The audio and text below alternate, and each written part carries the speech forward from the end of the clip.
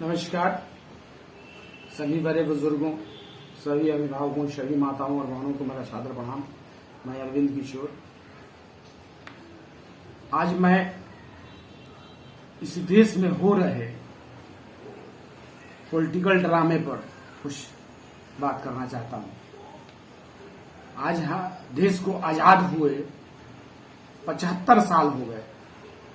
बाबा साहब भीमराव अम्बेडकर ने आरक्षण 10 साल के लिए निर्धारित किया था, ताकि समाज के जितने दबे कुचले लोग थे वो एक पायदान आगे बढ़ करके और समरस समाज का निर्माण हो, ताकि सब लोग समान गति से आगे बढ़ें और देश का विकास हो। लेकिन हमारे देश के नेताओं ने अपने रोटी सेकने के लिए, अपना रोटी सेकने के लिए सभी दल के नेताओं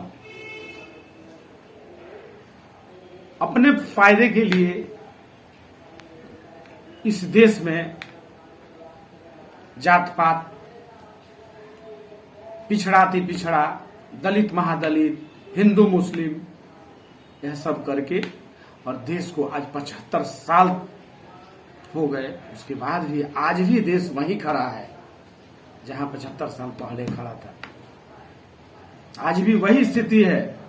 आज भी लोग भूख से मर रहे हैं। आज भी हर हाथ को काम नहीं है। आज भी चिकित्सा के अभाव में लोग मर रहे हैं। आज भी रोजी रोजगार के लिए दर दर भटक रहे हैं। आज भी सही शिक्षा प्रत्येक बच्चे को नहीं मिल रही है। यही स्थिति है देश की। क्या ऐसे ही देश चलेगा?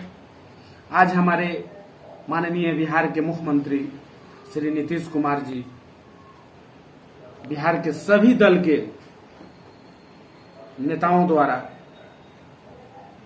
जो तत्परता दिखाई गई है जातीय जनगणना के लिए, अगर वह तत्परता बिहार के उन्नति के लिए लगाया होता तो आज स्थिति बिहार की कुछ और होती। बिहार में हजारों बंद पड़े कल कारखाने बंद पड़े हैं। उनके बारे में हमारे किसी जनप्रतिनिधि को बोलने की फुर्सत नहीं है। बेरोजगार दर दर भटक रहे हैं। बेरोजगारी की फौज खड़ी है। लोग भूखे मरने को मजबूर है। शिक्षा की स्थिति बदतर है। स्वास्थ्य की स्थिति बदतर है। कमीशनखोरी चरम पे है। भ्रष्टाचार चरम पे है। महंगाई चरम पे है। लेकिन इसके लिए हमारे मुख्यमंत्री, प्रदेश के और भी जितने नेता उनके साथ प्रधानमंत्री जी से मिलने गए हैं, इतनी तत्परता के साथ घोर विरोधी पार्टी भी आज उनके शिष्टमंडल में शामिल है। 11 सदस्यीय टीम जो है उसमें जीताराम मांझी हैं, मुकेश सहनी हैं, सीपीआई है, सीपीएम है, सभी दल, बिहार के सभी प्रमुख दलों के नेताजी लोग जितनी तत्परता से जातीय जनगणना के लिए तत्पर हैं, अगर उतनी ही तत्परता बिहार की खुशहाली के लिए, बिहार के विकास के लिए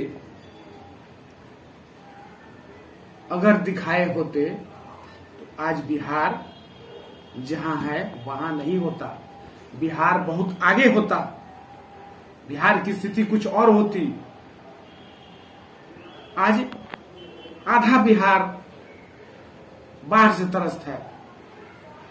प्रत्येक साल की यही रीति है।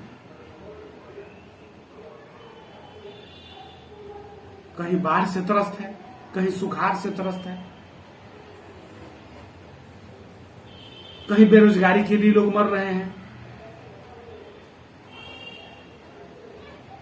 कहीं भूखमरी से मर रहे हैं। यही स्थिति है बिहार की। मैं तो माननीय मुख्यमंत्री और माननीय नरेंद्र मोदी जी से पूछना चाहता हूं कि इस देश को, इस बिहार को आप लोग कहां ले जाना चाहते हैं? ये आम जन की आवाज है, ये आम जनता की आवाज है। आपसे सवाल पूछ रही है जनता कि आखिर आप लोग इस देश के साथ क्या करना चाहते हैं? देश की जनता के साथ क्या करना चाहते हैं? इस देश की जनता, भोली भाली जनता को 75 साल तक ठगने का आप लोगों ने काम किया और ठग करके यहां तक पहुंचा दिया कि स्थिति इतनी खराब हो गई कि लोग दवाई के बिना मर रहे थे, लोग डॉक्टर के बिना मर रहे थे, लोग बेड के लिए मर रहे थे। बेड मुहैया नहीं हो रहा था, दवाई मुहैया नहीं हो रही थी, एम्बुलेंस मुहैया नहीं हो रहा था। ये स्थिति थी बिहार की, ये स्थिति थी कमोबेश पूरे हिंदुस्तान की स्थिति थी। और आज आप लोग जातीय जनगणना के पचड़े में पड़े हैं, जात पात में बढ़ना चाहते हैं देश को, अमीरी गरीबी, ऊंच नीच, हिंदू मुस्लिम ये बांट करके अपना रोटी सेकना चाहते हैं। अब ये काम नहीं हो सकता है आदरणीय प्रधानमंत्री जी, आदरणीय नीतीश कुमार जी, अब ये कतई नहीं हो सकता है। आप देखिएगा कि बिहार में अगर आपने जातीय जनगणना किया तो स्थिति बहुत भयावह हो जाएगी।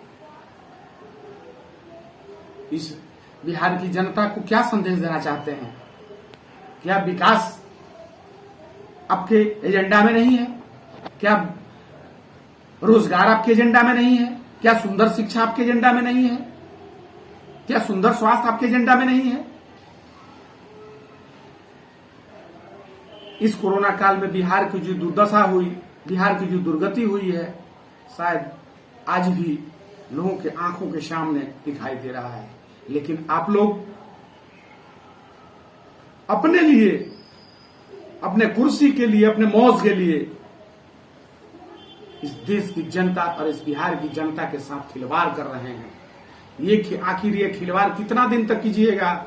जनता जग रही है, जनता जग चुकी है, जनता आपसे सवाल कर रही है, आपको जवाब देना ही होगा, नहीं तो याचना नहीं अवरण होगा, अब संघर्ष बड़ा भीषण होगा।